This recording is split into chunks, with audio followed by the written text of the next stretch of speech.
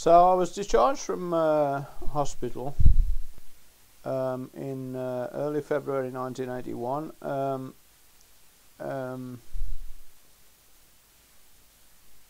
I was on a 6-month section, as they say. I was never informed of the end of this section, and presumably in those days the medical people were not obliged to write to the patient saying he was discharged, because I never received any such letter or communication of any sort. But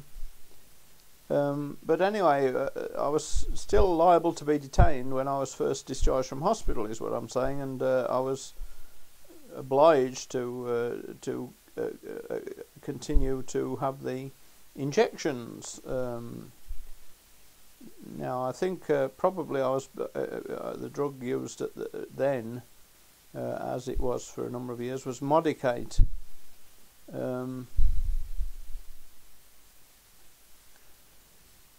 Anyway, the effect of these injections was to completely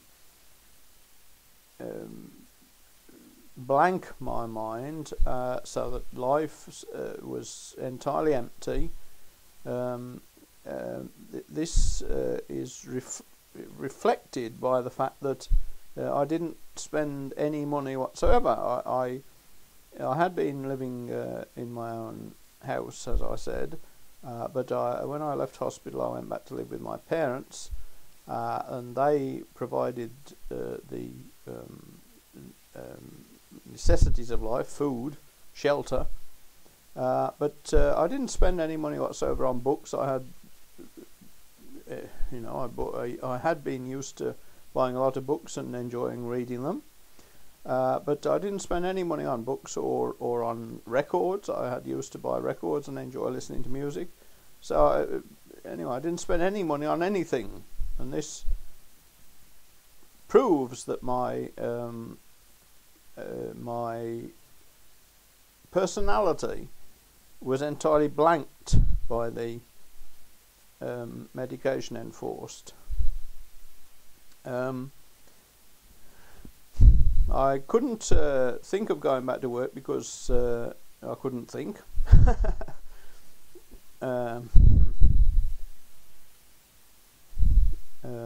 couldn't have done the job had I gone back to work, and the way I used to try to, well, what I fell into to get some stimulation to my brain, which is the truth of how it was, was I watched the television. Now, we didn't have 24-hour television in those days, but in the summer there was often cricket on, Test cricket, and I used to watch that in the summer of 1981, or a famous Test series then. But until that came on, the day was entirely blank. Another major difficulty I had was restless legs, akathisia so-called, which was a side effect of the medication in those days. And I used to lie back in an armchair and adopt a position which, as best I could, alleviated the distress to my legs. Used to sit there or lie there in the morning, doing nothing, with no thoughts going through my mind, until the television came on, and as I say, in the summer it was cricket, and the images on the television and commentary did stir a few brain cells. So this I found better than having an absolutely blank what's the word, sensorium.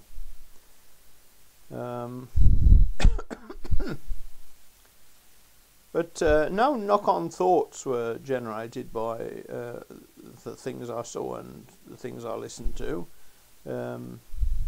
I'll tell you, in recent weeks I've noticed I have, well, I watched on television an adaptation of Pride and Prejudice by Jane Austen, and I found that I was able to appreciate the irony in that she wrote with, reflected in the dialogue, and this pleased me because in previous years on anti-schizophrenic medication I wouldn't have been able to appreciate it. You know, the no ideas would have come to mind from listening to the dialogue, and it would have just been flat and uninteresting. But anyway, I'll say again that this Risperdal medication at this dosage suits me much better.